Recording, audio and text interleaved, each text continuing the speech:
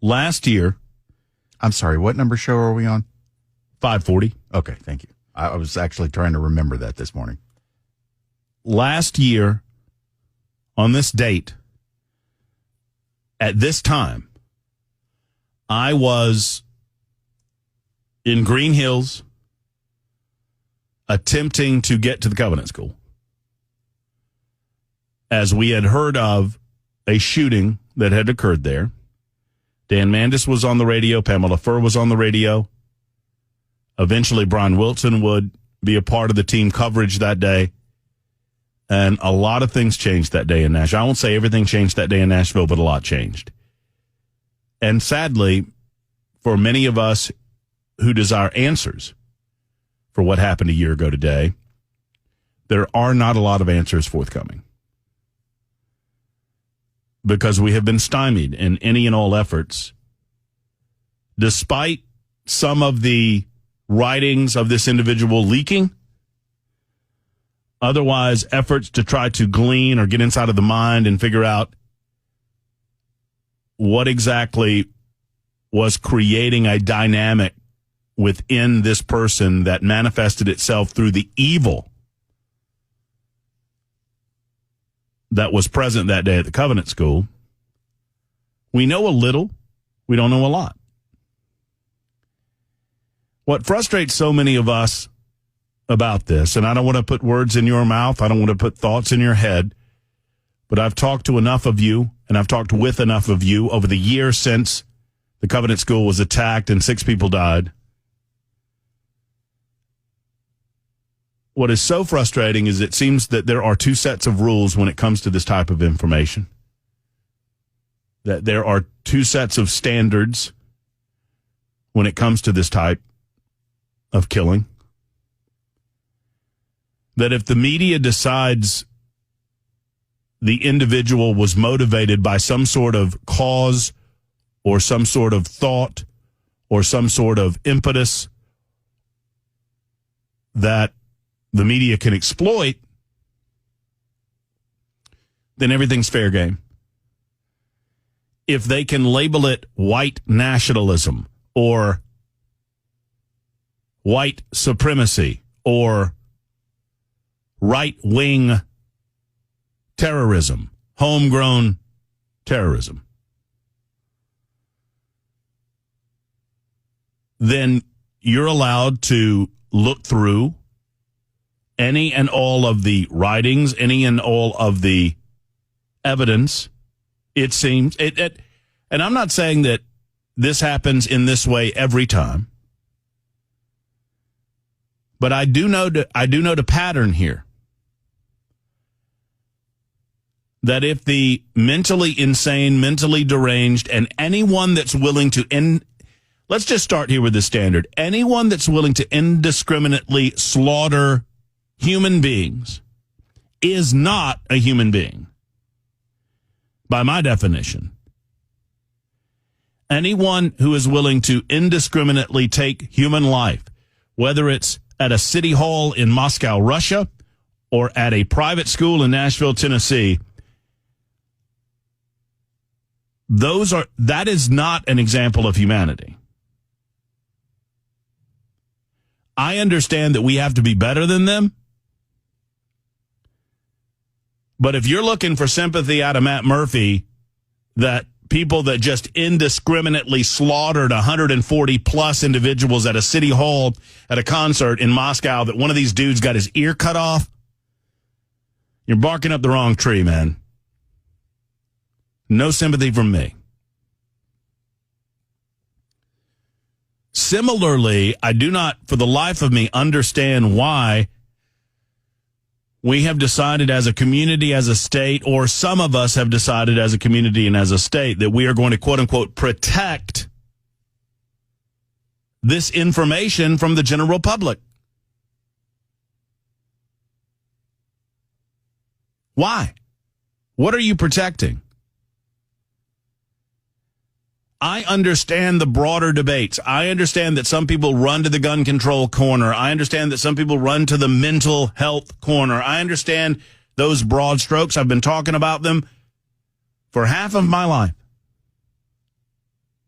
But I cannot understand or abide why you would protect the community or shield the community from valuable information because you want to protect a group of people. And that's what it feels like, whether it's true or not. I believe it's true. I understand that it is somehow a debatable point, but I could go over for you all of the instances, not just in this case, of individuals who identify as transgender, individuals who identify as LGBTQ plus, whatever, two-spirit, individuals who have this pronoun debate among...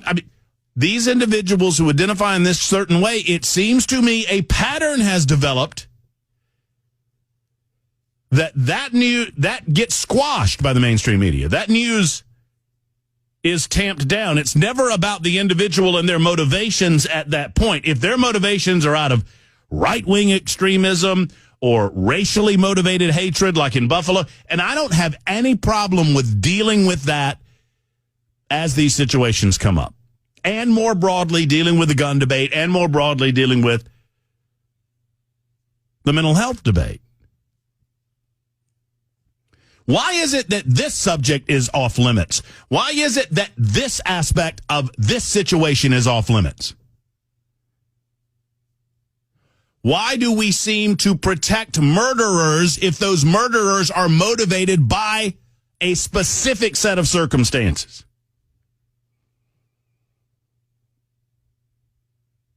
Why? What are we protecting? Well, we're not protecting the killer. She's dead. In most of these cases, we aren't protecting the killer. They're dead. What are we protecting? I believe that we are being forced away from the conversation.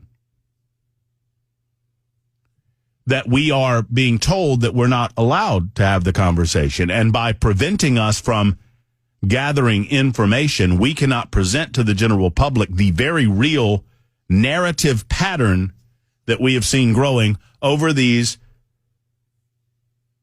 last few years. The pharmaceutical industry, the transgender medical community, the mental health community, those that want to drug our children, they have answering to do. Because I'm going to suggest to you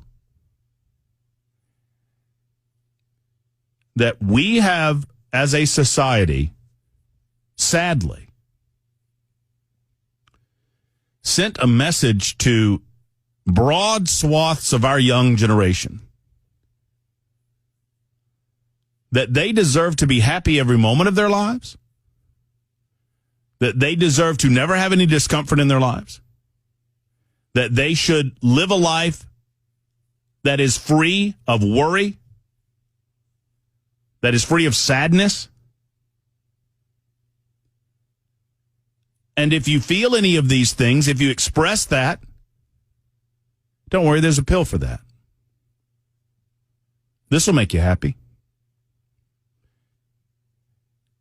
If you express any of that, you're asked, do you feel comfortable in your own body? And then we go down the road of transgenderism. And you create, even when you have serious gender dysphoria in front of you, you create a dynamic where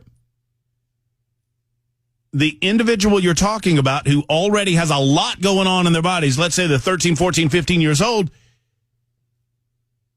they come away with the belief that that they deserve to be happy every second of their lives. And when they're not, they get angry at others.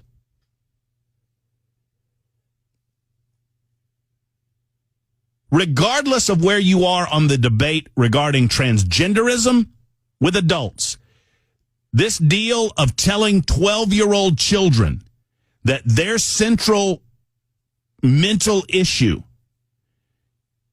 the suggestion that it can be solved, and whether you're saying it or not, it does not matter. It's what they're hearing. The suggestion that this idea of, oh, your problem is you really want to be a girl or you really want to be a boy. You're talking to 12-year-olds. You present that idea in a 13 or a 14 or a 15-year-old's head, and they come away with the belief that this solves everything. And when it doesn't solve everything, they get angry. And they lash out. But don't worry about it. Go to another psychologist or psychiatric specialist. They'll prescribe you some more drugs. They'll numb the pain. Every emotion that God has given us matters. Anger matters. Happiness matters. Sadness matters. Pick one. They all matter. Numbing them or telling someone that there's something magic that they can do or take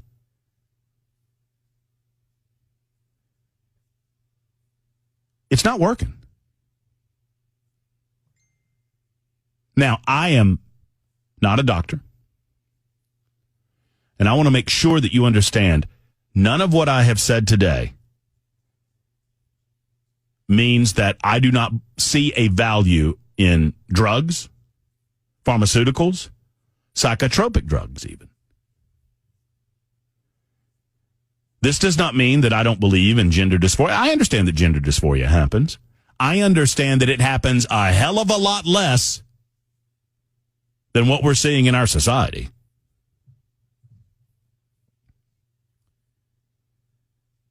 We're over-drugging our kids. Most parents are doing this because they think it'll make their kids happy. It's not working. These are the discussions that I want to have. I want to have these discussions specific to, and I don't say her name often, Audrey Hale. And I'm not able to. Because from the moment this started, from the moment that we found out what happened, the political left decided that it was going to be all about guns. Every time we have one of these tragedies in our country, we cannot get to this discussion because they refuse to not talk about that discussion. The gun is a symptom of something greater that is wrong in our society. It is a manifestation of the anger that these people are feeling. I understand their psychosis. I understand that there are mental issues. I also understand that what I've told you over the last 20 minutes matters. Unless we are willing to have a very real conversation. And look, I put a big target on my back in talking about it, okay? Because I'm going to get it from all sides. You're not a doctor. You're not a psychologist. You're not a medically trained. You're not this. You're not that. You're not anything. And the pharmaceutical industry is huge and powerful. And they're in the business of getting your kids to take drugs. And business is good. Business is good.